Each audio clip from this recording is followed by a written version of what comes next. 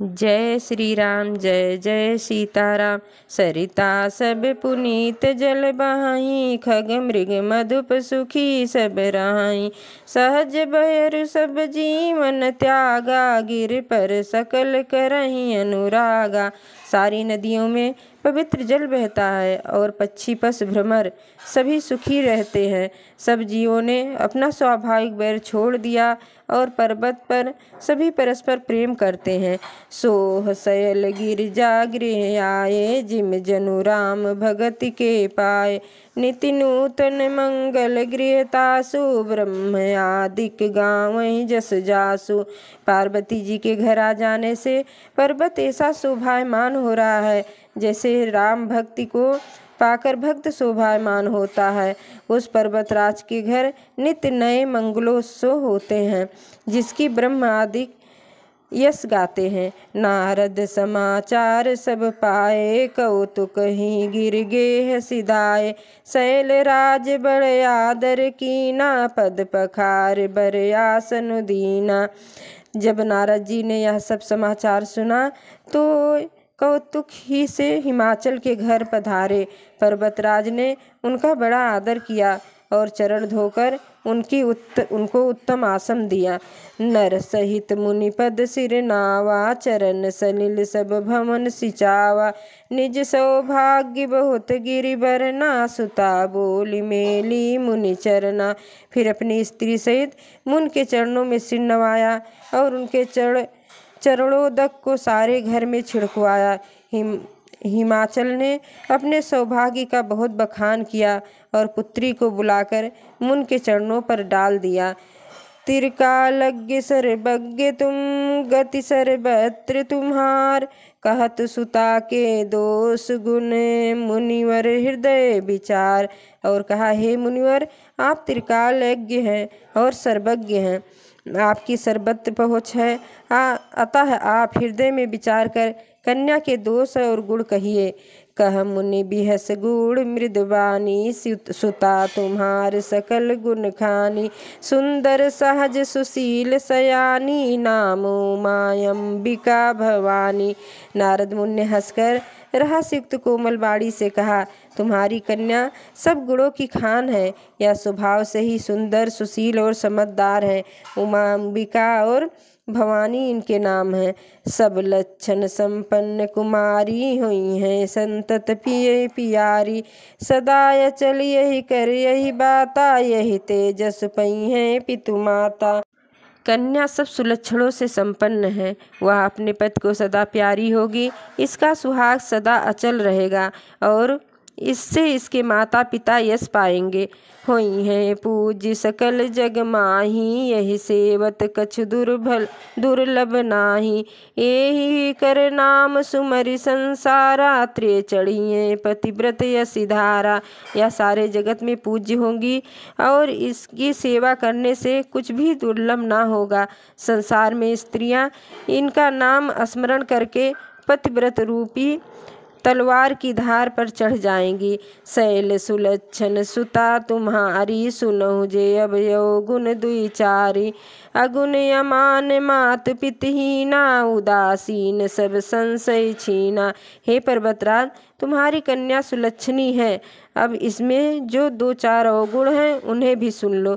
गुणहीन, मानहीन, माता पिता विहीन, उदासीन, संशयहीन, लापरवाह, जोगी जटिल काम मने, नगन अमंगल बेश। अस स्वामी यही कह मिले, परिहस्त यस रेख सियावर राम। जय जय राम, मेरे प्रभु राम, जय जय राम।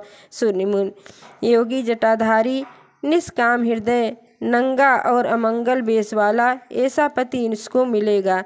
इसके हाथ में ऐसी ही रेखा पड़ी है। सुनि मुनि गिरा सत्य जिए जानी, दुख दंपतई उमा हरसानी। नारदहूँ यह भेद न जाना, दशा एक समुझब बिलगाना। नारद मुनि की बाणी सुनकर और उनको हृदय में सत्य जानकर पति पत्नी हिमवान और मैना को बहुत दुख हुआ और पार्वती जी प्रसन्न हुई। नारद जी ने भी इस रहस्य को नहीं जाना, क्योंकि सबकी बाहरी दशा एक सी होने पर भी भीतरी समझ भिन्न भिन्न थी। सकल सखी गिरिजा गिरि मैना, पुलक शरीर भरे मन जल नयना। होई न मिर्सा देव ऋषि भाखा, उमा सो बचन हृदय धरि राखा। सारी सखियाँ पार्वती, पर्वतराज, हिमवान और मैना सभी के शरीर पुलकित थे और सभी के नेत्रों में जल भरा था। देव ऋषि के वचन असत्य नहीं हो सकते, यह विचार पार्वती ने उन वचनों को हृदय में धारण कर लिया। उपजो शिव पद कमल स्नेहु, मिलन कठिन मन बा संदेहु। जानिकु अवसर प्रीत दुराई, सखी उछंग बैठी पुनि जाई। जिन्होंने शिव जी के चरण कमलों में स्नेह उत्पन्न हो गया, परंतु मन में यह संदेह हुआ कि उनका मिलना कठिन है। अवसर ठीक न जानकर उमा ने अपने प्रेम को छिपा लिया और फिर वह सखी की गोद में जाकर बैठ गई। झूठ न होए देव ऋषि बानी, सोचहि दंपत सखी सयानी। उर्धर धीर कहें गिरिराऊ, कहो नाथ का करो उपाय। देव ऋषि की बाणी झूठी न होगी, यह विचार कर हिमवान, मैना और चतुर सखियां चिंता करने लगी। फिर हृदय में धीरज धरकर पर्वतराज ने कहा, हे नाथ, कहिए अब क्या उपाय है। कह मुनीस हिमवंत सुने, जो विधि लिखा लीलार। और देव दनुज नर नाग मुनि, को न मेटन हार। सियावर राम जय जय राम, मेरे प्रभु राम जय जय राम। मुनीश्वर ने कहा, हे हिमवान सुनो, विधाता ने जो ललाट पर जो लिख दिया है, उसको देवता, दानव, मनुष्य, नाग और मुनि कोई भी नहीं मिटा सकते हैं। तदपेक मैं कहूँ पाई, होई करे जो देव सहाई।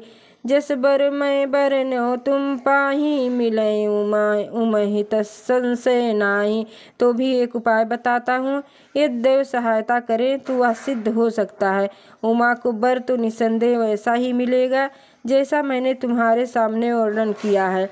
जे जे बर के दोष बखाने, ते सब शिव पै मैं अनुमाने। जो विबाहु शंकर सन होई, दोषहु गुण सम का सबको। परंतु मैंने बर में जो जो दोष बतलाए हैं, मेरे अनुमान से वह सभी शिव जी में है। यदि शिव जी के साथ विवाह हो जाए तो दोषों को भी सब लोग गुणों के समान ही कहेंगे। जो यही से जसयन हरि करहीं, बुध कछु तिन कर दोष न धरहीं। भानु कृसान सर्ब रस बखाहीं, तिन कह मंद कहत को नाई। जैसे विष्णु भगवान शेषनाग की सैया पर सोते हैं तो भी पंडित लोग उनको कोई दोष नहीं लगाते। सूर्य और अग्निदेव अच्छे बुरे सभी रसों का भक्षण करते हैं, परंतु उनको कोई बुरा नहीं कहता है। शुभ यर अशुभ सलिल सब बहाई, सुर सर को पुनीत न कहाई। समरत कहूँ नहीं दोष गोसाई, रवि पावक सुर सर की नाई। गंगा जल में शुभ और अशुभ सभी जल बहता है, पर कोई उन्हें अपवित्र नहीं कहता। सूर्य, अग्नि और गंगा जी की भांति समर्थ को कुछ दोष नहीं लगता है। जो अस हिसिका करहि नरे, जड़ विवेक अभिमान। परहि कलप भरि नरक महु, जीव की समान। सियावर राम जय जय राम, मेरे प्रभु राम जय जय राम। यदि मूर्ख मनुष्य ज्ञान के अभिमान से इस प्रकार होड़ करते हैं तो वे कल्प भर के लिए नरक में पड़ते हैं। भला कहीं जीव भी ईश्वर के समान हो सकता है। सुर सर जल कृत बारुन जाना, कबहु न संत करहि तेहि पाना। सुर सर मिले सो पावन जैसे, ईस यनी सही अंतर तैसे। गंगा जल से भी बनाई हुई मदिरा को जानकर संत लोग कभी उसका पान नहीं करते, पर वही गंगा जल में मिल जाने पर जैसे पवित्र हो जाता है, ईश्वर और जीव में भी वैसा ही भेद है। शंभु सहज समरथ भगवाना, यही विवाह सब विधि कल्याणा। दुर्याराध्य पे यही महेशु, वास तोष पुण्य किए कलेशु। शिव जी कहते हैं कि शिव जी सहज ही समर्थ हैं, क्योंकि वे भगवान हैं, इसलिए इस विवाह में सब प्रकार कल्याण है। परंतु महादेव जी की आराधना बड़ी कठिन है, फिर भी कलेश करने से बहुत जल्द संतुष्ट हो जाते हैं। तप करने से बहुत जल्द संतुष्ट हो जाते हैं। जो तप करहि कुमारी तुम्हारी, भावहि मेट सकहि त्रिपुरारी। यद्यपि बर अनेक जग माही, यही कह सियो तजि दूसर नाही। यदि तुम्हारी कन्या तप करे तो त्रिपुरारी महादेव जी होनहार को भी मिटा सकते हैं। यद्यपि संसार में वर अनेक हैं, पर इसके लिए शिव जी को छोड़कर दूसरा वर नहीं है। वरदायक प्रणतारित भंजन, कृपा सिंधु सेवक मन रंजत। इच्छित फल बिन शिव राधे, लहै न कोट जोग तप जप साधे। शिव जी वर देने वाले, शरणागतों के दुख का नाश करने वाले, कृपा के समुद्र और सेवक के मन को प्रसन्न करने वाले हैं। शिव जी की आराधना किए बिना करोड़ों योग और जप करने पर भी वांछित फल नहीं मिलता है। अस कही नारद सुमिर हरि, गिर जहि दीन यशीस।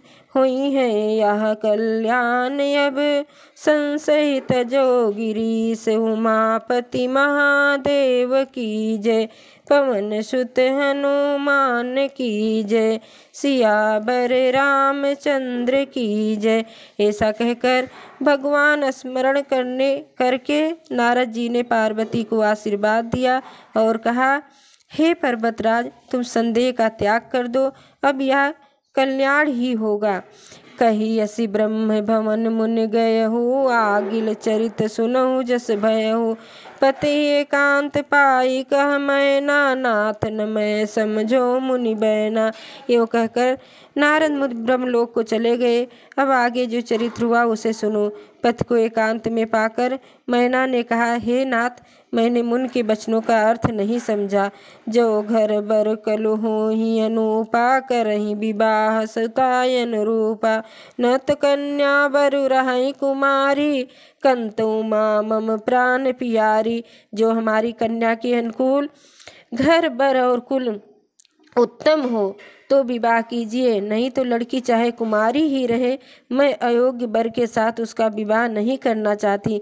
क्योंकि हे स्वामी, पार्वती मुझको प्राणों के समान प्यारी हैं। जो न मिलहि बरु गिर जहि जोगु, गिर जड़ सहज कहीं सब जोगु लोगु। सोई विचार पति करहु विबाहु, जहि न बहोर होई उरदाहु। यदि पार्वती के योग वर न मिला तो हम लोग कहेंगे कि पर्वत स्वभाव से ही जड़ होते हैं। हे स्वामी, इस बात को विचार कर ही विवाह कीजिएगा, जिससे फिर पीछे हृदय में संताप न हो। अब मैं बाड़ी को विश्राम देती हूँ। आगे की कथा अगले वीडियो में। जय जय सीताराम।